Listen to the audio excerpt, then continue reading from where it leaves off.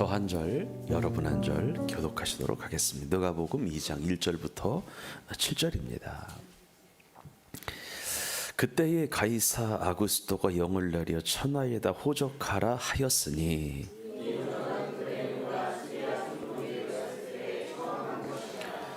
모든 사람이 호적하러 각각 고향으로 돌아가매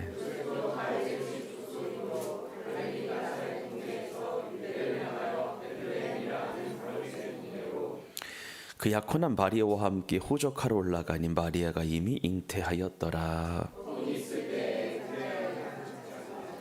함께 읽습니다. 첫 아들을 낳아 강보로 싸서 구유에 뉘었으니 이는 여관에 있을 곳이 없음이었더라. 아멘. 아멘. 오늘은 말씀을 좀 보려고 하는데 한번 설교 제목인데 읽어볼까요? 시작. 구유에 놓이신 예수님을 묵상합니다 라고 하는 제목으로 말씀을 좀 보도록 하겠습니다. 아들, 딸을 잘 기르고 결혼을 시켜서 손자, 손녀까지 둔 홀로 사는 어미가 있었습니다. 마침 오늘은 엄마의 생일이에요. 그래서 자녀들은 어머니의 생일을 축하하겠다라고 다 모였어요. 어머니는 아들, 딸, 손자, 손녀 다 온다고 하니까 아침부터 시장에 가서 장을 보고 하루 종일 음식 준비를 거하게 하였습니다. 저녁이 됐어요. 자녀들이 찾아와서 엄마가 준비한 음식을 맛있게 먹고 얘기를 나누며 즐거운 저녁 시간을 보냈습니다.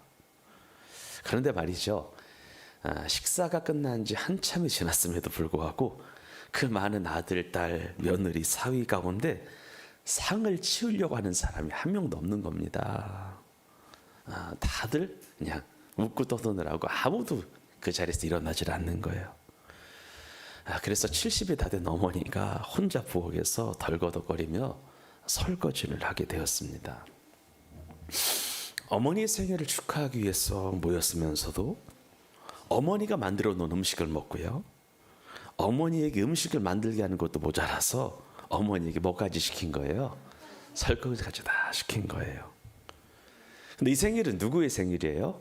엄마예요. 어찌됐건 엄마의 생일이에요. 자기를 낳아준 어머니의 생일입니다. 그런데 지금의 모습은요, 자식이 어머니의 생일을 축하하는 게 아니라 어머니가 자식들을 끝까지 축하를 하고 있는 겁니다.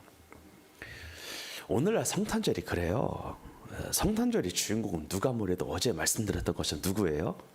예수님이에요. 성탄절은 그래요, 우리끼리 밥 먹고 우리끼리 놀고 우리끼리 선물 주고받는 날이 정말 아닙니다. 그래서 제가 오늘 내기에는 향유값을 부르는데, 오늘 성탄절 헌금 일부를 누군가를 도와야 되겠다라고 하는 마음이 생겼어요. 이래야 되는 거 맞는 것 같아요. 이날의 주인공은 예수님이에요. 우리 아멘 합시다. 우리끼리 놀고 우리끼리 먹고 우리끼리 노는 날이 아닙니다. 예수님이에요. 성탄절은 평소보다 더 많이 예수님을 기억하며 예수님 행적을 더 많이 떠올리며 더 많이 생각하고 더 많이 예수님이 땅에 오신 목적을 생각하는 날이어야 합니다. 그리고 나를 위하여 이 땅 가운데 오신 예수님께 마음 다한 감사로 고마움을 표시해야 하는 시간이에요. 여러분, 성탄절은 예수님이 태어나신 날입니다. 예수님이 생일이에요. 성탄절의 주인공은 예수님이 되십니다. 그래서 이러한 사실을 아는 성도들은요, 성탄절이 되면 나를 위하여, 우리를 위하여, 인류를 위하여 이 땅에 오신 예수님께 온 마음과 정성을 다해 예배합니다. 경배합니다. 사랑하는 성도 여러분, 성탄절의 주인공은 어디까지나 예수님임을 잊지 말고 성탄절을 통하여 예수님 더 많이 생각하고 예수님이 더 많이 기억하고 내게 생명 주신 주님께 경배와 찬양을 올려드리기를 주님의 이름으로 축원합니다. 오늘 본문의 말씀으로 잠깐 들어가 봅시다. 로마가 이스라엘을 지배하고 있을 때였죠. 로마 황제 가이사 아구스토, 이게 역사책에 보게 되면 카이사르 아우구스투스가, 그러니까 자신이 통치하는 그 이스라엘을 파악하기 위하여 호적을 하라고 해요. 호적 신고를 하라고 하는 명령을 로마가 통치하는 전 연방에 보내는 거죠. 그런데 성경에 보니 호적 신고는요, 본적지에서 해야 되는 거예요. 자신이 태어난 곳에서 해야 하는 겁니다. 그래서 지금 나사렛에 있었던 요셉은요, 고향인 어디로 가는 거예요? 베들레헴으로 가는 거예요. 그런데 문제는 요셉의 아내 마리아에게 있었다고 성경에 나와요. 왜냐하면 요셉의 아내 마리아는 이미 성령으로 잉태되어 수개월이 지나 만삭의 몸이 되었기 때문에 그렇습니다. 그래서 보통 때 같으면 아무 문제 없이 갔을 거리인데 아내가 만삭이기 때문에 쉬워요, 어려워요? 어려운 거죠. 만삭이에요. 한두 달이 아니라 서너 개월이 아니라 이미 배가 이렇게 부른 거예요. 그래서 어려운 겁니다. 하지만 로마 황제의 명령이었기 때문에, 호정신고하라고 하는 로마 황제의 명령이 떨어졌기 때문에 요셉은 어쩔 도리가 없이 만삭인 아내를 데리고 와서 유다 베들레헴까지 나사렛에서 출발하여 이 베들레헴까지 내려온 거죠. 그리고 유다 베들레헴에 도착한 요셉과 마리아 부부는 머물 여관방을 찾기 위하여 분주하게 움직입니다. 그런데 이미 여기저기에서 호적 신고하러 온 수많은 사람들로 베들레헴, 예루살렘 전체가 가득했기 때문에 여관방을 구할 수가 있는 거예요, 없는 거예요? 없는 겁니다. 작은 방 하나라도 있기만 하면 당장 방을 얻어서 숙식을 할 텐데 할 수가 없는 거예요. 그래서는 본문에 보니까 하는 수 없이 마구간에서 하룻밤을 청하게 됩니다. 그리고 오늘 말씀 그대로 그날 밤 마리아는, 요셉은 예수님을 해산하게 되죠. 출산하게 됩니다. 그러니까 공교롭게도 예수님이 태어나신 장소가 어디인 거예요? 마구간인 거예요. 그리고 여러분들, 말이 머물고 말이 밥 먹고 말이 똥 싸는 마구간에 태어난 것도 모자라서 예수님을 누일 곳이 없었던 거예요, 성경에 보니까. 그래서 어디에 누였어요? 구유에 누였어요. 여러분, 구유가 뭐예요? 구유가 뭐예요? 말밥통이에요. 말밥통에 예수님이 누우신 거예요. 예루살렘, 베들레헴 전체에 머물 곳이 한두 군데였겠어요. 수없이 많은 여관방이 있을 거예요. 그런데 그분이 다른 곳이 아니라, 여관방이 아니라 마구간에. 근데 마구간에 있는 것도 모자라서 예수님이요, 말밥통에, 말구유에 누워 계신 거예요. 그래서 예수님이 땅 가운데 오셔서 첫 번째 누우셨던 곳이, 첫 번째 태어나셨던 곳이 마구간이면서 말구유가 되었던 겁니다. 그런데 여기에 우리가 오늘 본문에, 오늘 설교 제목이 구유에 누우신 예수님을 묵상하자라고 하는 건데, 여기에 놀라운 비밀 몇 가지가 있습니다. 예수님이 누우신 곳이 구유라고 하는 곳에 놀라운 영적 비밀이 있어요. 여기는 놀라운 하나님의 섭리가 있습니다. 여기에 하나님이 여러분과 저에게 들려주고자 하는 주님의 음성이 있다라고 하는 거예요. 그래서 오늘은 이 구유를 통하여, 구유에 누우신 예수님을 통하여 하나님이 주시는 몇 가지 음성을 통하여 은혜를 받기를 원합니다. 첫 번째는 한번 크게 따라합니다. 겸손의 비밀. 겸손의 비밀이에요. 우리는 예수님이 누우신 구유를 통하여 겸손이라고 하는 보화를, 겸손이라고 하는 보배를 발견하게 됩니다. 왕은 왕이신데 어떤 왕이신 거예요? 겸손의 왕이신 거예요. 우리는 마구간에 태어나신 예수님을 보면서, 말구유에 누우신 예수님을 보면서 겸손이라고 하는 보배를, 겸손이라고 하는 보화를 캐내야 하는 겁니다. 요즘 아이들은 대다수 병원에서 태어나죠. 집에서 태어나는 사람이 정말로 없어요. 아무리 가난해도 집 근처 의원에서 태어난 것을 보게 되고요. 그리고 10명 중에 9명 이상은 다 어디로 가요? 산후조리원으로 옮기게 되죠. 그러면서 산모 아이는 충분한 휴식기를 갖고 원기를 그 2주 동안 회복합니다. 하지만 예수님은 마구간에서 태어나셨어요. 그리고 구유의 말밥통에 누이셨습니다. 여러분 기억하세요. 예수님은 그분의 본체가 하나님이시면서 하나님의 아들이 되시지요. 근데 그 하나님은 못할 것이 없으시지요. 하나님에게는 불가능한 것이 없습니다. 여러분, 하나님이 할 수 없는 것을 찾아야 된다면 죄를 짓는 것 빼고는 모든 것이 가능하신 분이 예수님이십니다. 그런데 그렇게 대단하신 예수님이, 당신의 본성이 하나님이신 예수님이 마구간에 태어나셨고 말구유에 누이셨다라고 하는 거예요. 그러면 왜 예수님은 마구간에 태어나셨을까? 왜 말구유에 누이셨을까? 다른 거 아니에요. 생명의 빛교회 성도 한 사람 한 사람과 저에게 겸손을 알려주려고, 우리에게 겸비함이라고 하는 것을, 우리에게 겸손함이라고 하는 것을 알려주기 위함이에요. 이런 거예요. 나 예수는 왕이 맞는데 어떤 왕이라는 거예요? 겸손의 왕이라는 거예요.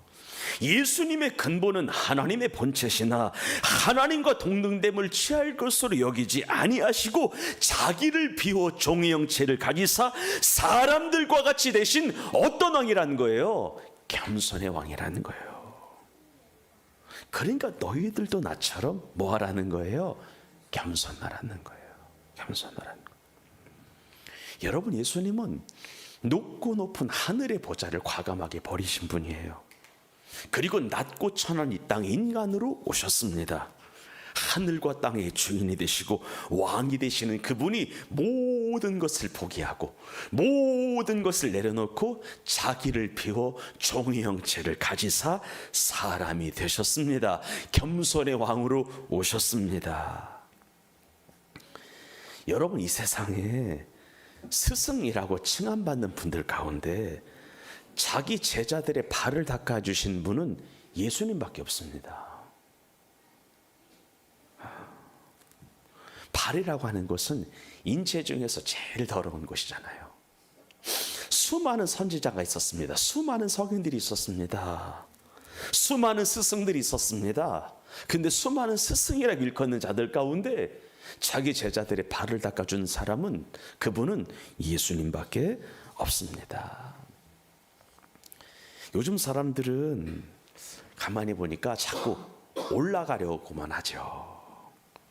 계속해서 누군가 위에 서려고만 합니다. 사람이 그래요. 누군가 위에 군림하려고 해요. 섬김을 받으려고만 해요. 교만합니다. 절대 섬기려 하지 않습니다. 요즘 여러분, 제가 어찌됐건 우리 그리스도인들을 보잖아요. 우리 그리스도인들이 안 믿는 세상 사람들보다 훨씬 낫다라고 하는 것을 요즘 몸소 경험하고 있습니다. 여러분, 제가 요즘에 믿지 않는 자들의 생활을 보니까 정말로 가족 중심이고 나 중심이에요. 차 한 잔 섬기는 것을 내가 요즘 본 적이 없어요. 아니, 누군가에게 차를 한 잔 사고 나와 모르는 사람에게 밥을 함께 대접하는 것을 왜 하는지 모르는 세상이더라고요. 제가 생명의 빛 교회 안에서만 있어서 그래, 누군가에게 어제도 루미큐브 했죠. 그러니까 누군가에게 그래요. 아니, 그냥 우리는 그냥 누군가 그래 뭐 차 한 잔 사고 밥 한 끼 사고 이렇게 할 수 있는 것을 되게 자연스럽게 생각을 하는데, 근데 이것이 자연스러운 게, 그러니까 세상과 비교했을 때 되게 자연스러운 거지만 정말 안 믿는 사람은 이것을 못 하더라고요. 요즘 사람들의 특징이 있어요. 정말 올라가려고만 해요. 누군가 위에 서려고만 해요. 군림하려고만 해요. 섬김 받으려고만 해요. 밥 한 개 사는 것이 어려워요. 내려가는 거 절대 용납 못하는 세대입니다. 그런 세상이에요. 그런데 성경은 반대를 말해요.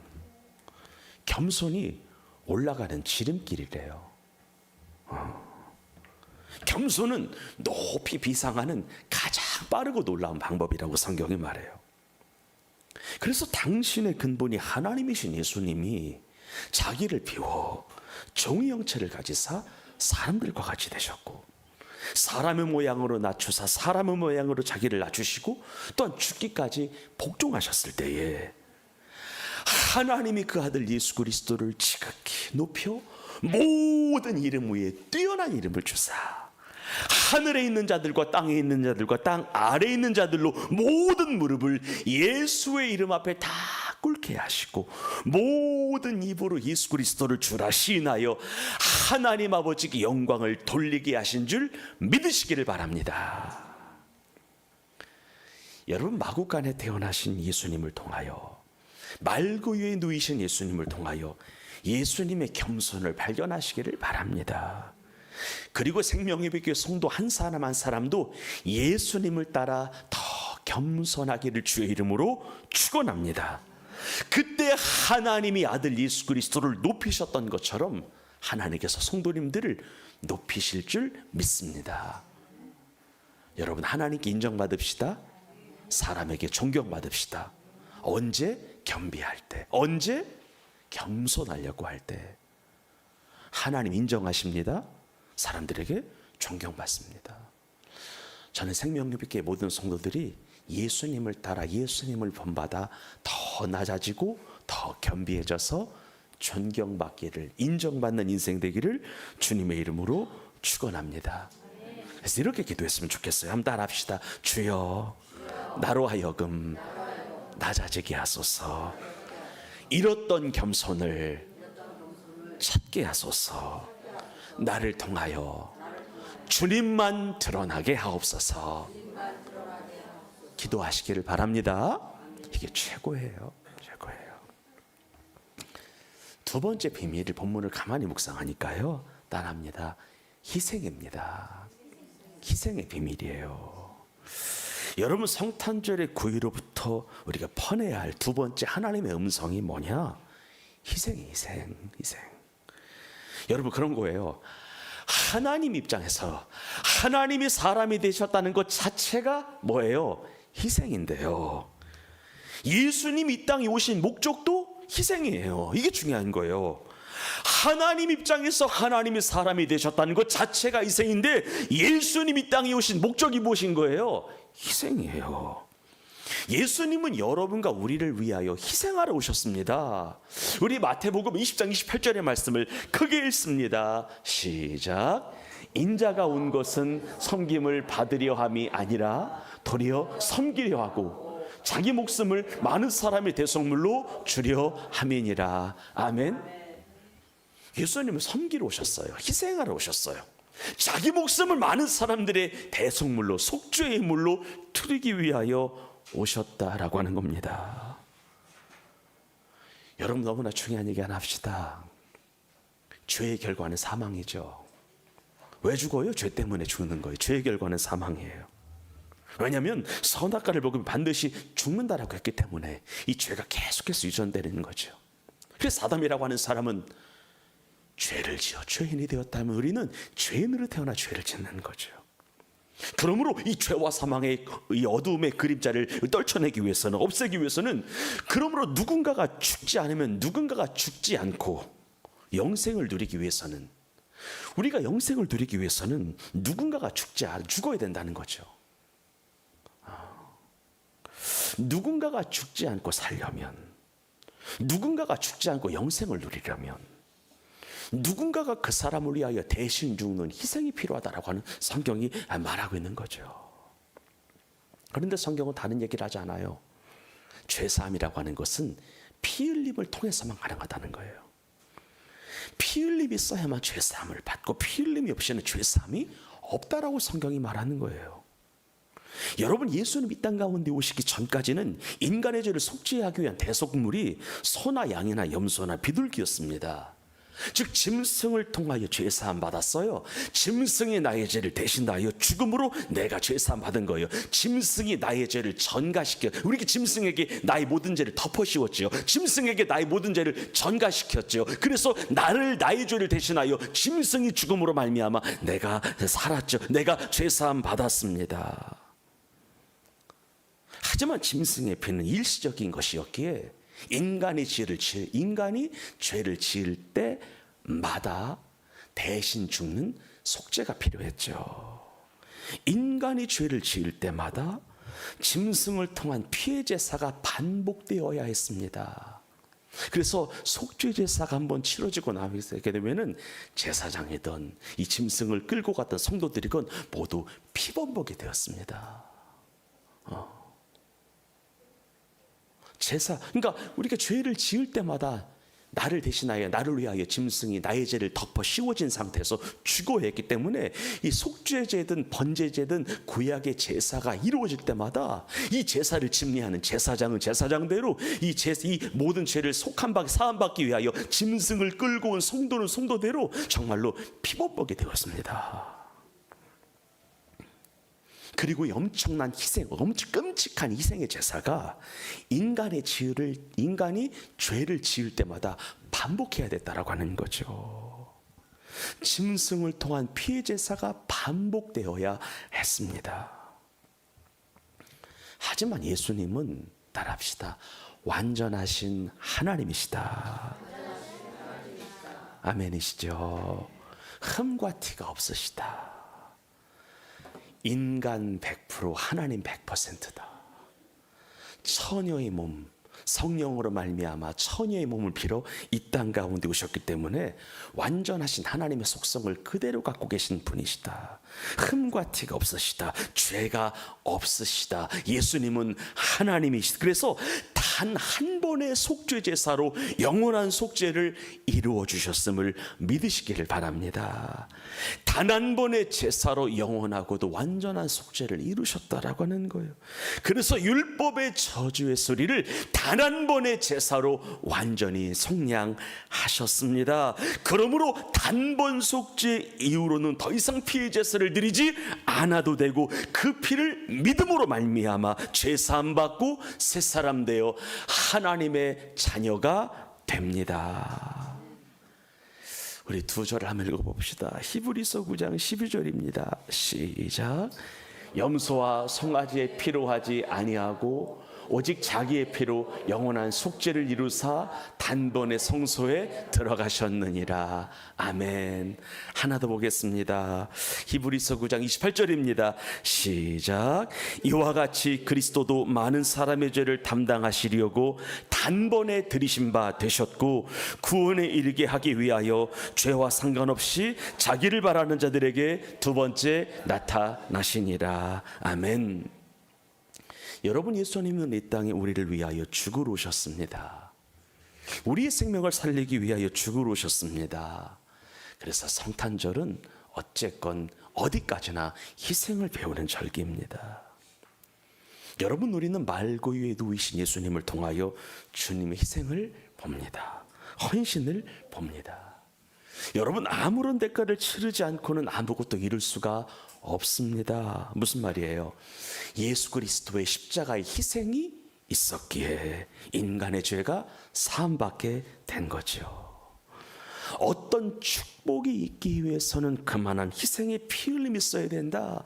피 흘림이 없이는 죄사함이, 피 흘림이 없이는 거듭남이 없다. 그래서 블리딩, 피 흘림이 없이는 블레싱, 축복이 없다라고 어떤 신학자가 이야기한 것 같은데요. 사랑하는 여러분, 구유에 누이신 예수님을 통하여 우리를 위하여 이 땅 위에 죽으러 오신 주님을, 당신의 목숨을 대속물로 주기 위하여 오신 예수님을 발견하고 그 예수님을 생명의 주인, 구원자로 모시는 우리 모두가 되기를 주의 이름으로 축원합니다. 마지막 하나, 이 본문을 가만히 묵상하면서 이런 비밀이 보여요. 따라합시다. 임마누엘. 임마누엘이에요. 우리가 구유에 누이신 예수님을 통하여 발견해야 되고 또 발견해야 되는 마지막 보배 하나가 있습니다. 캐내야 되는 보호 하나가 있어요. 임마누엘이에요. 여러분, 구유에 누이신 아기 예수님을 보면서 성경은 이렇게 말하더라고요. 마태복음 1장 23절입니다. 시작. 보라, 처녀가 잉태하여 아들을 낳을 것이요 그의 이름은 임마누엘이라 하리라 하셨으니 이를 번역한즉 하나님이 우리와 함께 계시다 하매니라. 아멘. 여러분, 임마누엘이라고 하는 말은 누가 함께 하시다는 거예요? 하나님이. 우리 옆 사람을 축복합니다. 하나님이 당신과 함께 하십니다. 얼마나 귀한 말인지 모르겠어요. 우리 하나님이 우리 미희 권사님과 함께 하십니다. 우리 사랑하는 우리 장희 집사님과 함께 하십니다. 그래요. 이거 임마누엘이에요. 임마누엘이라고 하는 말은 하나님이 우리와 함께 하신다는 거래요. 무슨 말이에요? 예수님이 이 땅에 오신 것은 우리와 영원히 함께 하시기 위함이라는 거예요. 얼마나 은혜가 되는지 모르겠어요. 함께 하고 싶어서. 그래서 예수님이 이 땅에 오신 이후로 누구든지 예수님을 믿으면 예수님은 그 영혼과 그 사람과 영원히 함께 하시고, 누구든지 예수님을 믿으면 예수님은 그 영혼 안으로 들어가사 그 사람의 인생의 동반자가 되시고 반려자가 되시고 인도자가 되시고 보호자가 되시며 세상 끝날까지 함께 하십니다. 그래서 예수님이 하나님의 나라로 다시 올라가실 때에, 승천하실 때에 이렇게 말씀하신 거죠. 내가 너에게 분부한 모든 것을 가르쳐 지키게 하라. 따라합니다. 볼지어다 내가 세상 끝날까지 너희와 항상 함께하리라. 믿으십니까? 세상 끝날까지 함께 하신대요. 예수님을 믿으면, 예수님을 영접한 그 사람은 누구든지 주의 이름을 부르는 모든 자들에게는 예수님이 성령으로 그 영혼 한가운데 자정하사 인생의 동반자가 되어주시고 인생의 반려자가 되어주시고 인생의 인도자가 되어주시고 인생의 보호자가 되어주셔서 세상 끝날까지, 주님 오시는 그날까지 예수님이 우리와 임마누엘로 성령으로 함께 하십니다. 여러분, 성탄절은 예수님께서 우리와 함께 하시기 위하여 이 땅 가운데 오신 날이에요. 만왕의 왕이 되시고 만유의 주인이 되신 예수님이 함께 하고 싶어서 영원히 우리의 삶 가운데 좌정하시기 위하여, 우리 안에 들어오시기 위하여 오신 날입니다. 여러분, 인생을 살면서 크고 작은 문제 늘 부딪힐 때가 있습니다. 예수 믿는 자라고 해서 어렵고 힘든 일을 겪지 않는 건 아니죠. 큰 문제건 작은 문제건 인생의 문제가 있습니다. 그런데 우리는 올해 제가 목회하면서 느꼈어요. 우리는 안 믿는 세상 사람들처럼 크게 따라합니다. 어떤 일이 생겨도 크게는 낙심하지 않는다. 이게 정답인 것 같아요. 낙심을 안 할 수는 없어.